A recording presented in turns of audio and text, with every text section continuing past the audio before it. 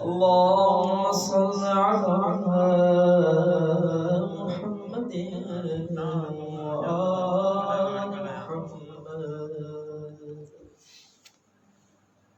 اللهم كن لوليك الحجة بن الحسن صلاتك عليه وعلى آله في هذه الساعة وفي كل ساعة وليا وحافظا وقائدا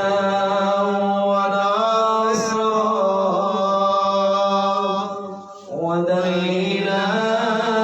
وعينا حتى تسكنه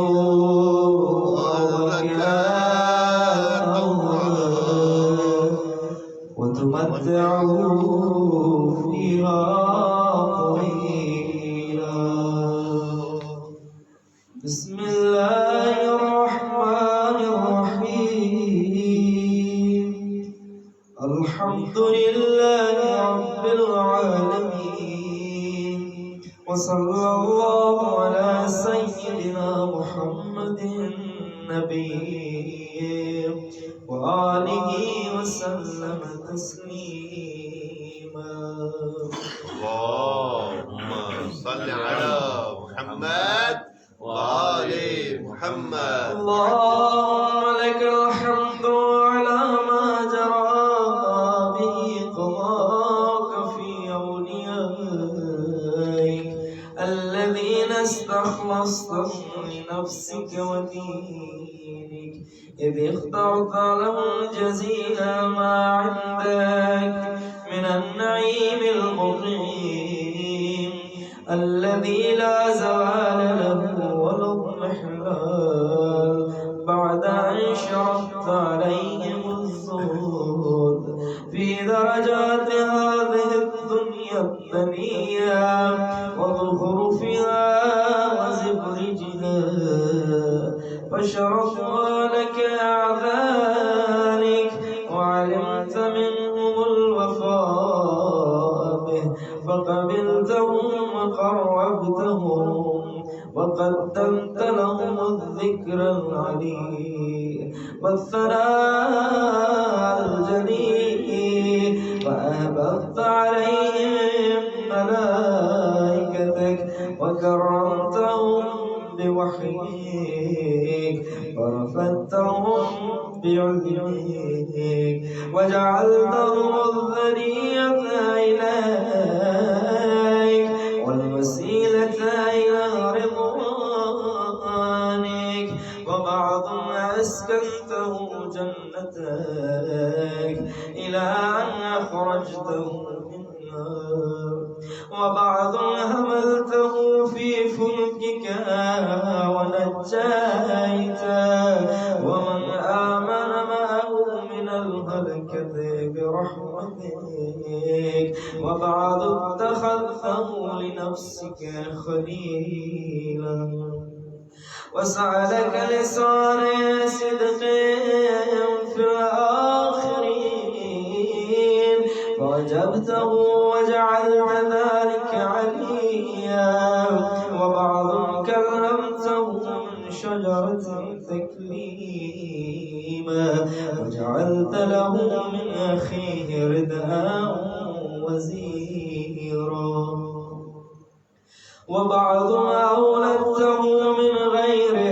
أب وآتيته البينات وأيدته بروح القدس، وكل شرعت له شريعة نهجت له منهاجا وتخيرت له وصيا مستحفظا بعد مستحفظ من مدة إلى مدة إقامة لدينك وحجة على عبادك وليعلم عليه فكان كمن تجبته سيدا من خلقته وصفوة من اصطفيته وأفضل من اجتبيته وأكرم من اعتمدته قدمته على أنبيائك وبعثته إلى الثقلين من عبادك وأوضعته مشارقك ومغاربك وسخرت له البراق وأرجت بروحه إلى سمائك وأودعته علم ما كان وما يكون إلى انقضاء خلقك ثم نصرته بالروح وحفظته بجبرائيل وميكائيل والمسومين من ملائكتك وعده أن تظهر دينه المشركون وذلك بعد أن بوأته مبوأ صدق من أهله وجعلت له أول بيت وضع للناس للذي بمكة مباركا وهدى للعالمين فيه آيات بينات فيه آيات بينات فيه آيات بينات مقام إبراهيم ومن دخل كان آمنا وقلت إنما يريد الله ليذهب عنكم الرجس أهل البيت ويطهركم تطهيرا. اللهم صل على محمد وآل محمد ثم جعل أجر محمد صلواتك عليه وآله مودتهم في كتابك وقل لا أسألكم عليه أجرا إلا المودة في القربى وقلت ما سألتكم من أجر فهو لكم وقلت ما أسألكم عليه من أجر إلا من شاء يتخذ إلى ربه سبيلا فكانوا السبيل إليك والمسلك إلى رضوانك فلما انقضت أيامه قام ولي ابن أبي طالب صلواتك عليهما وآلهما هاديا إذ كان هو المنذر ولكل قوم هاد وقال والملأ أمامه من كنت مولاه فعلي مولاه اللهم وآل من والاه وآت من عاداه وانصر من نصره واخذل من خذله وقال من كنت أنا نبيا فعلي أمير وقال أنا وعلي من شجرة واحدة وسائر الناس من شجر شتى وأهله محل هارون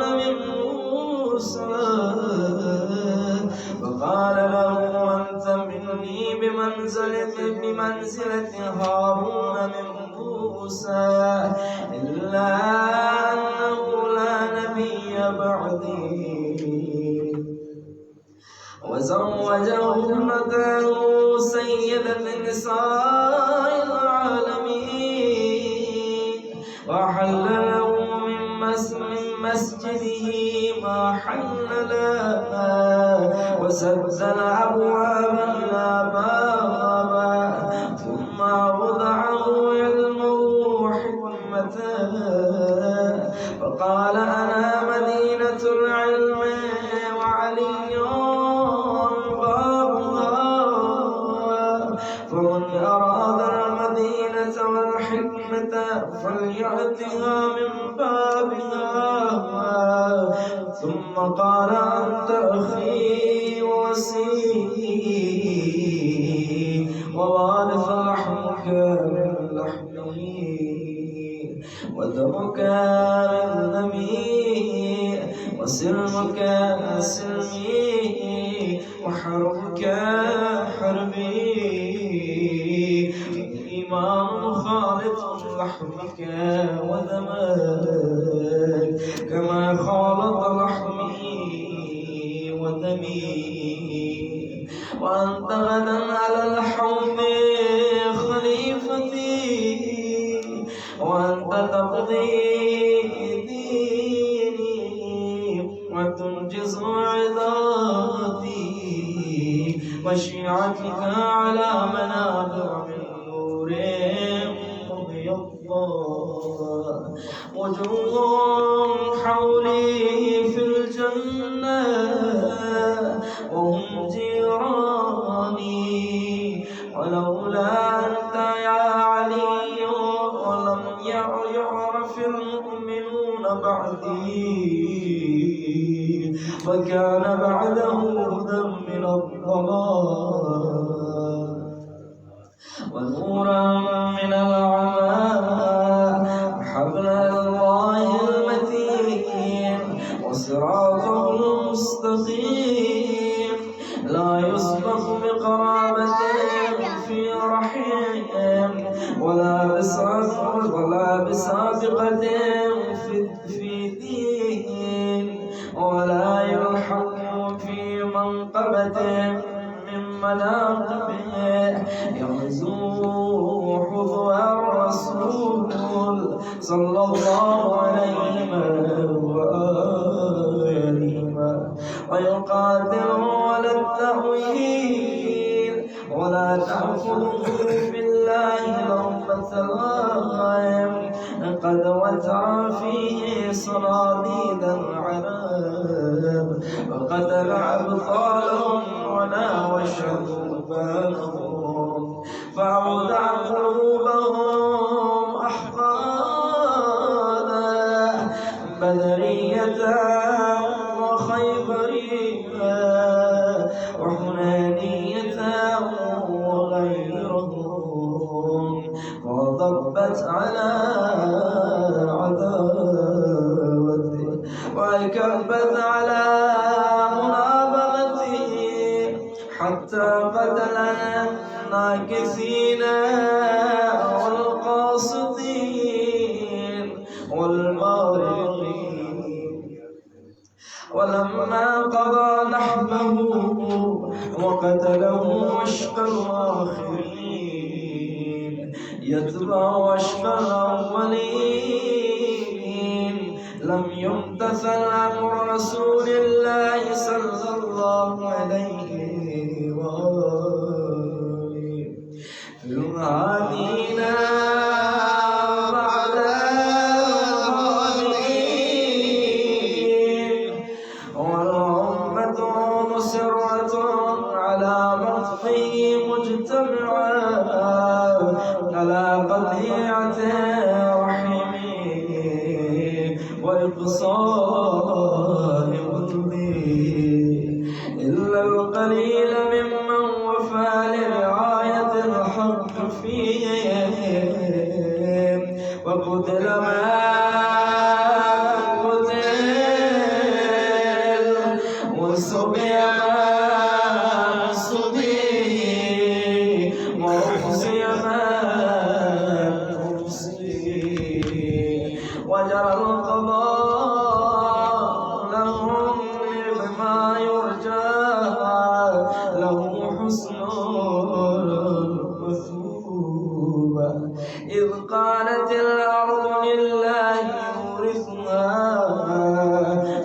يشاء من عباده والعاقبة للمتقين وسبحان ربنا إن كان وعد ربنا لمفعولا ولن يخلف الله وعده وهو العزيز الحكيم فعلى الأطائب من أهل بيت محمد وعلي صلى الله عليه وآله فليبكي الباكون وإياه فلينظر الناظرون ولمثله فلتضرب الطور وليصرخ الصارخون ويضج الضاجون ويعج العاجون أين الحسن أين الحسين أين حسن أين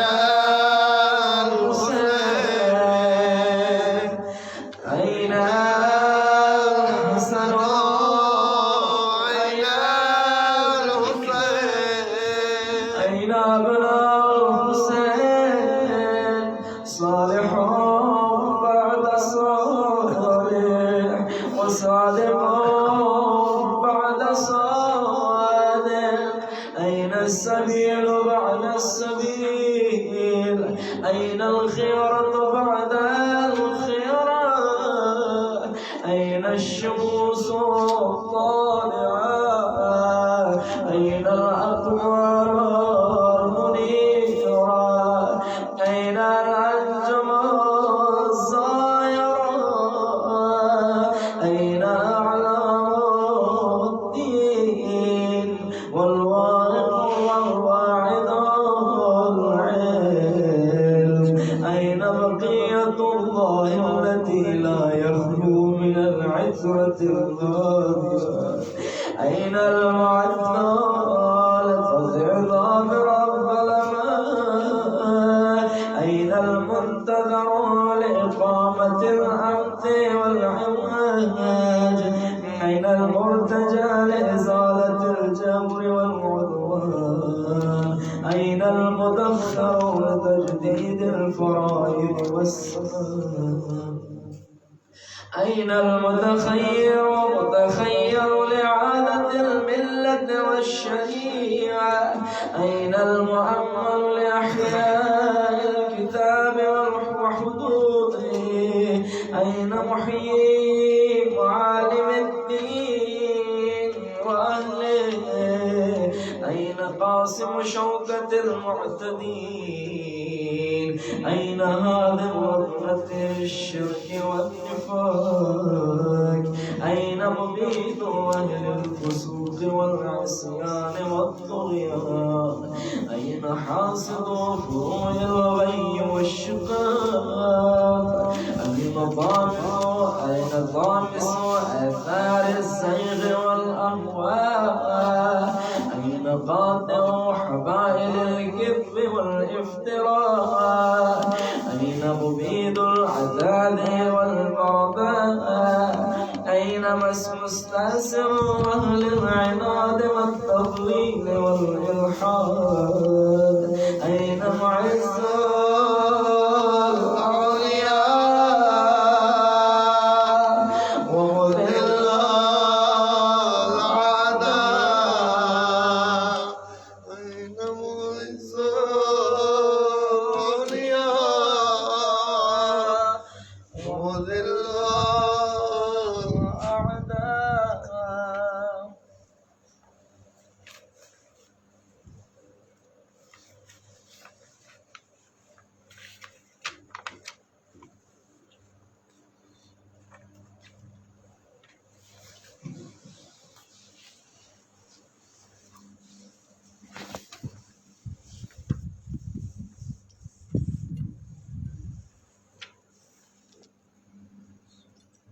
أين معز الأولياء ومذل الأعداء أين جامع الكلمة على التقوى أين باب الله الذي منه يعطى أين وجه الله الذي إليه يتوجه الأولياء أين السبب المتصل بين الأرض والسماء أين صاحب يوم الفتح وناشر راية الهدى أين مؤلف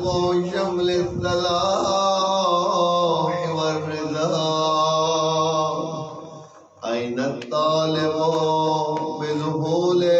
الأغنياء أين الطالب بذهول الأنبياء وأبناء الأنبياء أين الطالب بدم المقتول بكربلاء أين الطالب بدم المقتول بكربلاء أين الطالب بدم المقتول بكربلاء أين المنصور على من اعتدى عليه وافترى أين المضطر الذي يجاب إذا دعا أين صدر الخلائق ذو البر والتقوى أين النبل النبي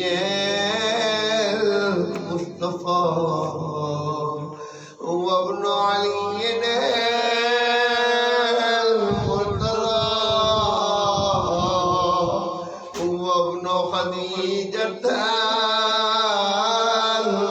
الغراء وابن فاطمة الكبرى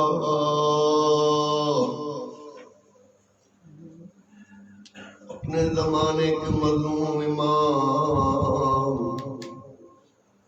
की खिदमत में अर्ज़ करते हैं या मौला आका इमाम ज़मान आप कहाँ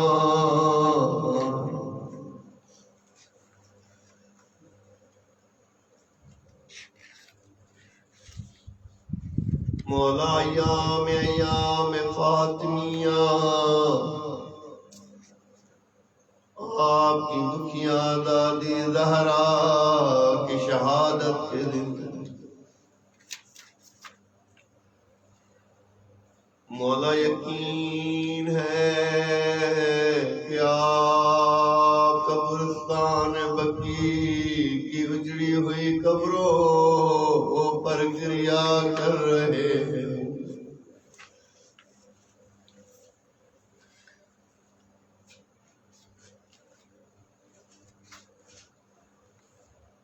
वो कब्रिस्तान जहाँ कोई भी चिराग जलाने वाला नहीं, जहाँ पर कोई अज़ादारी करने वाला नहीं। अगर कोई अज़ादारी करता है, अगर कोई गिरिया करता है तो उसे इस जुर्म में जिंदान में रख दिया जाता है। क्या आइम्मा पर गिरिया न करो, अज़ादारी न करो, लेकिन मौला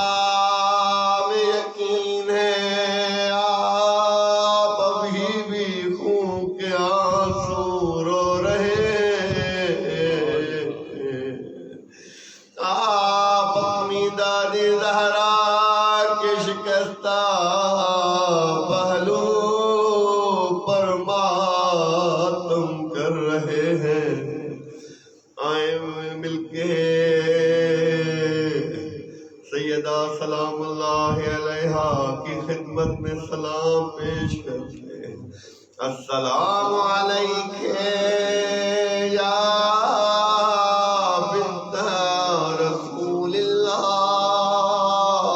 या कुर्रत ऐन रसूल। अस्सलामु अलैके या अय्यतुहा सिद्दीक़तु शहीदा अल-मग़सूबतु हक़्क़ुहा वल ममनूअतु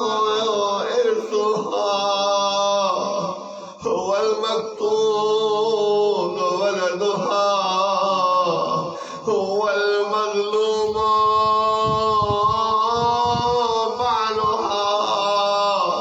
वल मक़सूरतु ज़िल्लुहा। अज़ादारान मज़लूम करबला इमाम सादिक अलैहिस्सलातु वस्सलाम से किसी ने पूछा, मौला आपकी दादी के ऊपर जब दरवाजा गिरा, आपकी दुखिया दादी ज़हरा किस हाल में थी? मौला इमाम सादिक अलैहिस्सलातु वस्सलाम फरमाते हैं, पूछने वाले बड़ा दुख वाला सवाल किया है, बड़ा मुश्किल सवाल किया है। मौला इमाम सादिक फरमाते हैं, लज़्मतिल फराश, हमारी दादी ज़हरा बिस्तरे बीमारी पे पड़ी थी। वनहल जिस्मुहा वज़ाब लहमुहा अर्रादिल बदन, हमारी दादी ज़हरा का जिस्म कमज़ोर होता जा रहा था और जिस्म का गोश्त खत्म होता जा रहा था। करता इमाम सादिक अलैहिस्सलातु वस्सलाम अगला जुमला फरमाते, मौला फरमाते हत्ता सारत कल खियाल।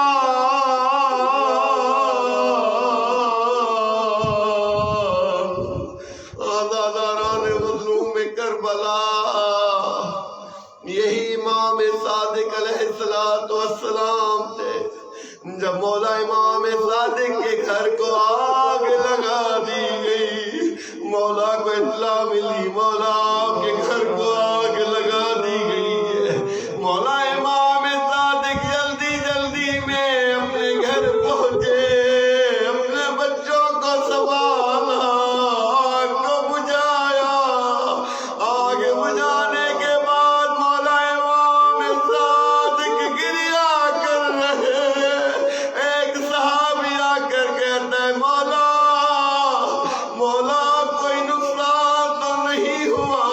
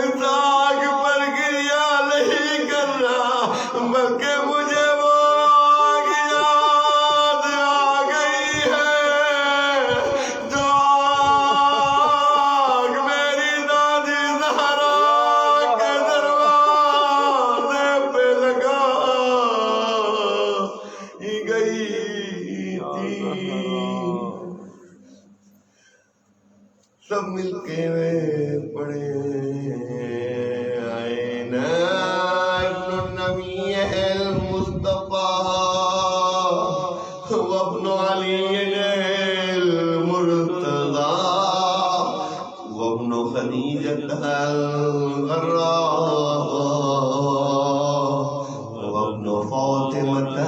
الكبرى بأبي أنت وأمي ونفسي لك البقاء والحمار يا ابن سادة المقربين يا ابن النجباء الأكرمين يا ابن الهداة المهديين يا ابن الخيرة المهذبين يا ابن الغطارفة الأنجبين يا ابن الأطائب المطهرين يا ابن الخضارمة المنتجبين يا ابن الكواكبة الأكرمين يا ابن البدور المنيرة يا ابن السرج المضيعة يا ابن الشعب الساكبة يا ابن الأنجم الظاهرة يا ابن السبل الواضحة يا ابن الأعلام اللاحقة يا ابن العلوم الكاملة يا ابن السنن المشهورة يا ابن المعالم المأثورة يا ابن المعجزات الموجودة يا ابن الدلائل المشهودة يا ابن الصراط المستقيم يا ابن النبع العظيم يا ابن النبع العظيم يا ابن من هو في يوم الكتاب لدى الله علي حكيم يا ابن الآيات والبينات يا ابن الدلائل الظاهرات يا ابن البراهين الواضحات الباهرات يا ابن الحجج البالغات يا ابن النعم السابغات يا ابن الطه والمحكمات يا ابن ياسين والذاريات يا ابن الطور والعاديات يا ابن من دنا وتدلى وكان كاب قوسين وادنى بنوا واقترابا من العلي الاعلى ليت شعري اين استقرت بك النوى بل اي عرض تكلك او ترى أبر الله غيرها أزيدها علي أن أرى الخلق ولا ترى ولا أسمع لك حصيثا ولا نجواها عزيز علي أن تحيط بك دوني البلوى ولا ينالك مني زجيج ولا شكوى بنفسي أنت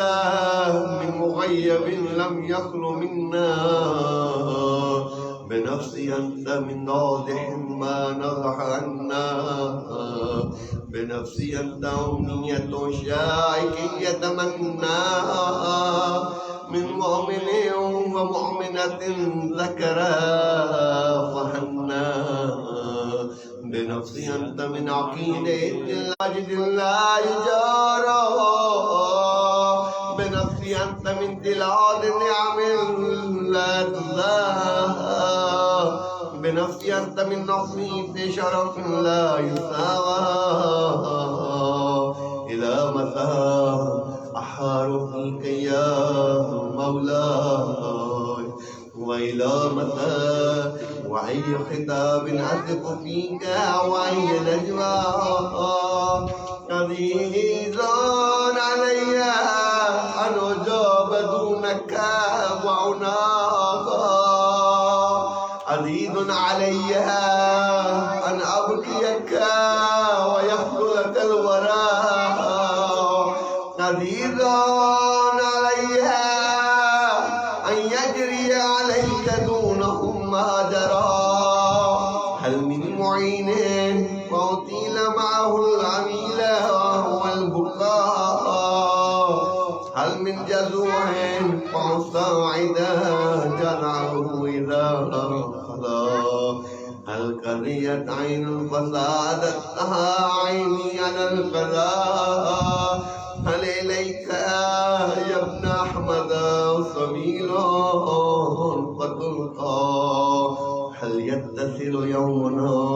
منك بعدة فنحذى متى نرد مناهلك الروية فنروها متى ننتقع من أرض غائك فقد طال الصدى متى نغاديك ونراوحك ونقر عينها متى ترانا ونرى متى ترانا متى ترانا ونرى وقد نشرت لواء النصر ترى أترانا نحب به وأنت تعم الملا وقد ملأت الأرض عدلا وضقت عداك هوانا وعكابا وبرت الهداة وجهدت الحق وقطعت دابر المتكبرين واجتثثت عصيون الظالمين ونحن نقول الحمد لله رب العالمين اللهم أنت كشاف الكرب والبلوى وإليك السعدي وعندك العدوى وأنت رب الآخرة والدنيا सब मिलकर कहें वागे या गियास मुस्तगीसीन वागे या गियास मुस्तगीसीन वागे या وبيدك المبتلى وعليه سيده يا شديد القوى وعدل عنه به الآسى والجباء وبرد غليله يا من على العرش استوى ومن إليه الرجع والمنتهى اللهم ونحن عبيدك الطائفون إلى وليك المفكر بك وبنبيك خلقته لنا عصمة وملاذا للمؤمنين منا إماما وبلغه منا تحية وسلاما وزدنا بذلك يا رب إكراما واجعل مستقره لنا مستقرا ومكاما وأتمم نعمتك بتقديمك إياه أمامنا حتى توردنا جنانك ومرافقة الشهداء من خلفائك اللهم صل على محمد وآل محمد وصل على محمد جده ورسولك سيد الأكبر وعلى أبيه سيد الأسرار وجدته الصديقة الكبرى فاطمة بنت محمد صلى الله عليه وآله وعلى من استقيت من آبائه البرراء وعليه أفضل وأكمل وأتم وأدوم وأكثر وأوفر ما صليت على أحد من أسفيائك وخيرتك من خلقك وصل عليه صلاة لا غاية لعددها ولا نهاية لمددها ولا نفاد لعمدها. اللهم واكب به الحق وادحض به الباطل وعدل به أولياء وعدل به أعداء واصلح اللهم بيننا وبينها وصلة تعدي إلى مرافقة السلف وجعلنا ممن يأخذ بحجرتهم وينفث في ظلهم وعنا على تأدية حقوقه عليهم والاجتهاد في طاعته واجتناب معصيته وامن علينا برضاه وهب لنا رعفته ورحمته ودعاه وخيره ما ننال به طاعة من رحمتك وفوزا عندك واجعل صلاتنا به مقبولا وذنوبنا به مغفورا ودعانا به مستجابا واجعل أرزاقنا به مبسوطا وهمومنا به مخفيا وحوائجنا به مقضيا واقبل إلينا بوجهك الكريم واقبل تقربنا إليك وانظر إلينا نظرة رحيمة نستكمل بها الكرامة عندك ثم لا تصرفها عنا بجودك واسقنا من حوضه حوض جده صلى الله عليه